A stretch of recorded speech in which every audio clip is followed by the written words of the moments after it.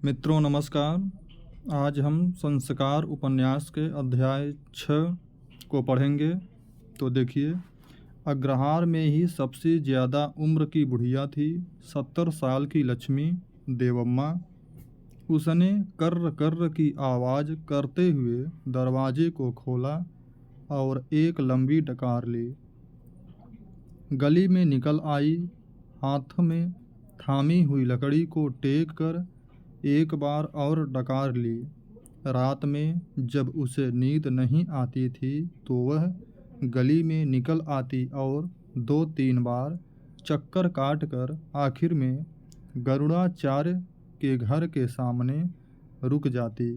फिर उसके पुत्र पौत्रों को पुकारते हुए देवी देवताओं की साक्षी देते हुए जी भर कर गालियाँ और श्राप देती और फिर लौटकर कर्र कर्र की आवाज़ करने वाले दरवाजे को बंद करके सो जाती।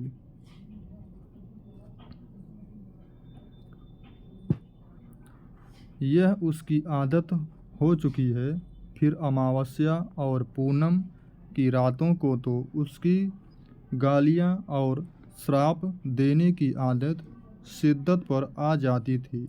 अग्रहार में दोनों चीज़ें प्रसिद्ध हैं, उसकी डकारें और उसके खुलते बंद होते दरवाजे की आवाज़। दोनों आवाज़ें इस कोने से उस कोने तक सुनाई देती हैं। अग्रहार के ब्राह्मणों में उनकी कीर्ति चतुर्दिक फैली हुई है। लक्ष्मी देवम्मा बाल विधवा थी, इस कारण सब लोग उसे कुलक्षणी लक्ष्मी देवम्मा कहकर पुकारते थे। एकाएक उसके सामने पड़ जाने पर अशुभ के प्रतिकार के लिए ब्राह्मण एक बार 4 कदम पीछे हट आते थे। आगे बढ़ने वाले शैतान बच्चों को वह अपने हाथ का डंडा घुमाकर भगा देती और उन्हें श्राप देती, किंतु वास्तव में कोई उसकी परवाह नहीं करता था।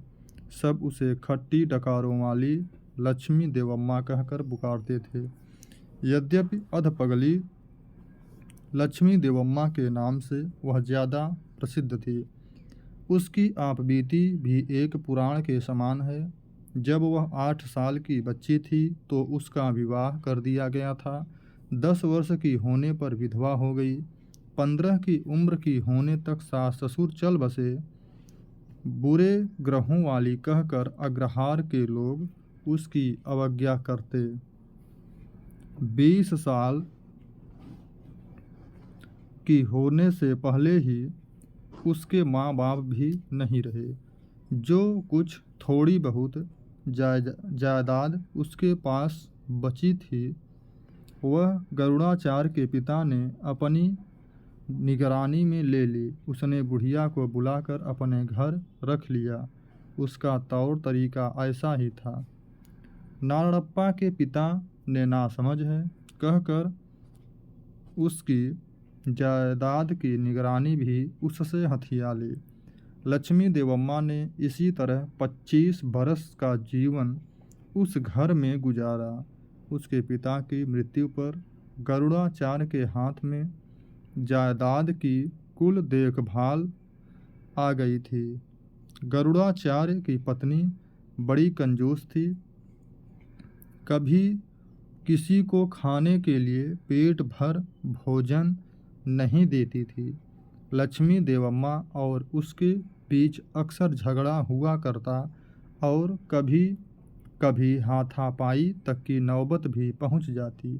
फिर पति पत्नी दोनों लक्ष्मी देवम्मा को निकाल बाहर कर दिया और उसे पति के पुराने टूटे फूटे वीरान घर में धकेल दिया। तब से लक्ष्मी देवम्मा अकेली ही वहाँ रहने लगी।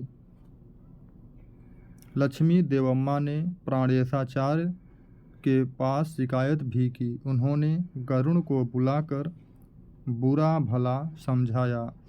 तब से हर महीने वह 1 रुपया उसे देने लगा। उस 1 रुपये से क्या हो सकता था, इस वजह से अपनी जायदाद और नगदी हड़पने वाला गरुड़ाचार्य उसे जहर लगने लगा। अग्रहार के ब्राह्मणों से कभी कभी प्राणेशाचार्य लक्ष्मी देवम्मा को कुछ चावल दिलवा दिया करते थे। जैसे जैसे उसकी उम्र बढ़ती गई, उसके रोम रोम में द्वेष का विष समा गया। डकार लेते हुए लक्ष्मी देवम्मा गरुड़ाचार्य के घर के सामने खड़ी होकर गालियां बकने लगी। तेरा घर बर्बाद हो जाए, तेरी आंखें फूट जाएं, तू गांव को बर्बाद करने वाला है, तू विधवा के पेट पर लात मारने वाला है, तूने नारड़प्पा के बाप के ऊपर जादू टोना करवाया, छिनाल की औलाद है तू, जरा भी इज्जत आबरू हो तो बाहर निकल तू। गरीब विधवा की जायदाद हड़प ली है न, क्या पचा लेगा उसे। मर भी जाऊंगी तो भूत बनकर तेरे बाल बच्चों को सताऊंगी। रे, तूने मुझे अभी जाना पहचाना नहीं है। घर घराहट के साथ उसने सांस ली। एक और एक बड़ी सी डकार। फिर बोली, रे बदमाश, तेरे करतबों के कारण ही सोने जैसे नारड़प्पा ने जात गंवाई और उस राण के साथ रहने लगा। तुम लोग अपने को ब्राह्मण कहते हो, लेकिन उसके शव को लेकर बैठ गए हो। कहाँ गया तुम्हारा ब्राह्मणत्व चांडालो। रौरव नरक में जाकर मरोगे तुम लोग। मैंने कभी नहीं देखा कि अग्रहार में रात भर बिना संस्कार के कोई लाश इस तरह पड़ी रही हो। राम राम, खराब दिन आ गए हैं। ब्राह्मणों का नाश हो चुका है। सिर मुड़वाकर तुम सब मुसलमान क्यों नहीं हो जाते। तुम्हें क्यों चाहिए ब्राह्मणत्व। हाथ की लकड़ी जमीन पर पटक कर उसने फिर हैज कहकर एक डकार ली। अरे रे कहते हुए श्रीपति नारड़प्पा के घर से गली में भाग आया। घर का द्वार बंद करना भी भूल गया। देखो देखो, नारड़प्पा का प्रेत वहाँ है, देखो। कहते हुए अधपगली लक्ष्मी देवम्मा लकड़ी की टेक लेकर भागकर घर घर का दरवाज़ा थपथपा के सुना आई। अपनी जान हथेली पर रखकर श्रीपति नदी पार करके पारिजातपुर के नागराज के घर की तरफ भाग निकला। प्राणेशाचार्य के घर के चबूतरे पर सोई चंद्री ही पहचान सकी कि इस तरह भाग कर जाने वाला श्रीपति ही था। भूख के कारण उसे नींद नहीं आ रही थी।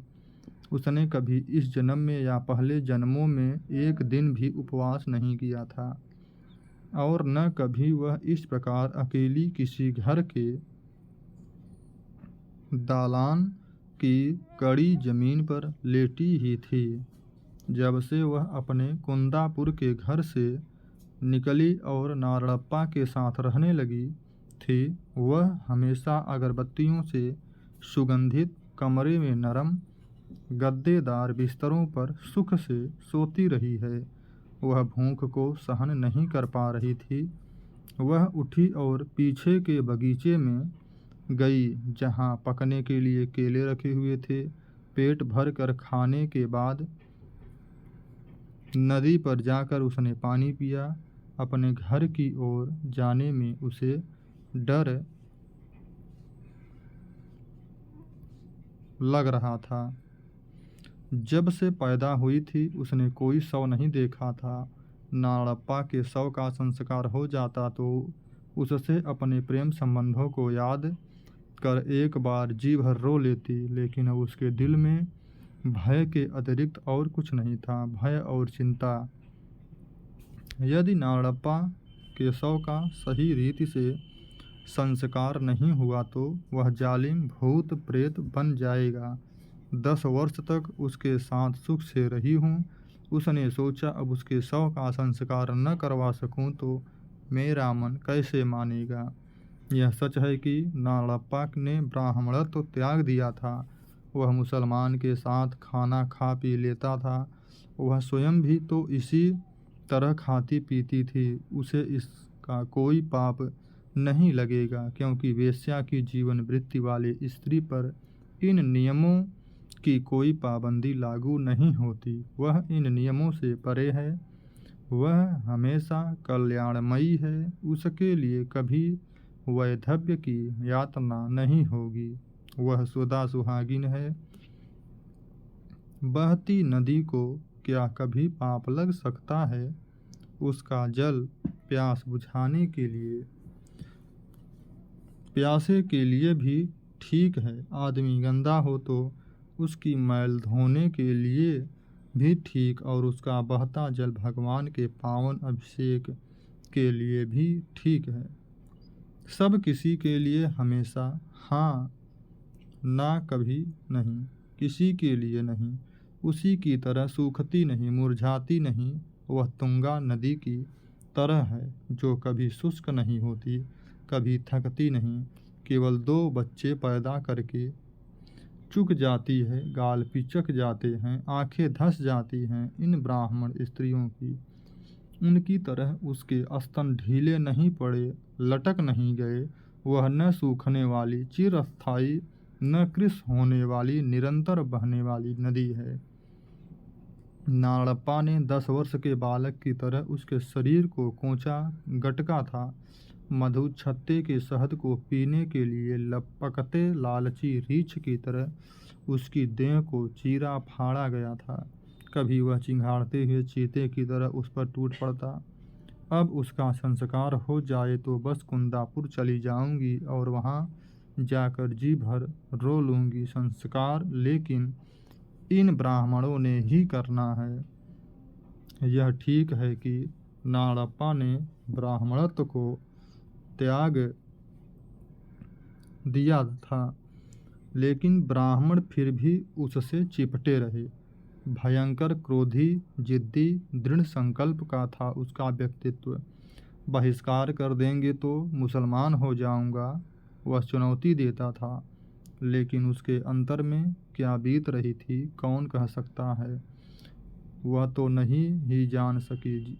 कितनी भी उछल कूद करने पर भी उसने प्राणेशाचार्य से कभी गाली गलौज नहीं किया था। यद्यपि किसी दिन आवेग में कुछ ऊल जलूल जरूर कह जाता था, लेकिन भीतर ही भीतर उनसे डरता बहुत था। कभी किसी से झगड़ेगा, थोड़ी देर में ही भूल जाएगा। केवल डाह ईर्ष्या की शिकार मुझ जैसी स्त्री के लिए चंद्री ने सोचा उसके उद्वेग की गहराई को नाप पाना संभव नहीं है। जब वह पहले पहल यहाँ आई थी तो बोली, मेरा पकाया हुआ मत खाइए, मांस मत खाइए, मैं खुद ये सब छोड़ दूंगी। कभी मन हठ करेगा तो सेट्टी के घर जाकर मछली खा आऊंगी, अग्रहार में यह सब नहीं करूंगी। किंतु उसने कुछ भी नहीं सुना। न वह सुनने मानने वाला व्यक्ति ही था। जिद्दी भर के जिद्दी, उसकी हठी उन्मादी पत्नी में पति की जिद का सामना करते हुए जीने का साहस नहीं था। वह मायके चली गई, उसे श्राप देते देते मर गई। अब कौन ज़्यादा उलझनों में पड़े। उसका संस्कार हो जाए तो बस अंतिम बार पैरों को छूकर घर चली जाऊंगी। एक अनोखी बात यह थी जो उसे बराबर कचोट रही थी। किसी दिन भी किसी देवता के सम्मुख हाथ न जोड़ने वाला नारायणप्पा बेहोश होने पर ज्वर की तेजी में निराली बातें करने लगा था। ओ माँ, हे भगवान, हे राम, हे नारायण, राम राम, कितनी चीख पुकार कर रहा था। इन पुण्य नामों को बार बार दोहराकर ये शब्द, ये गुहार किसी पापी के, किसी पतित के मुंह से निकलने वाली बातें नहीं थी।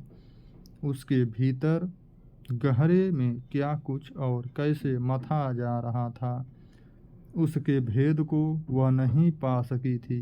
अब यदि शास्त्रों की रीति से संस्कार नहीं होता तो निश्चित रूप से वह भूत प्रेत की योनि में ही जाएगा।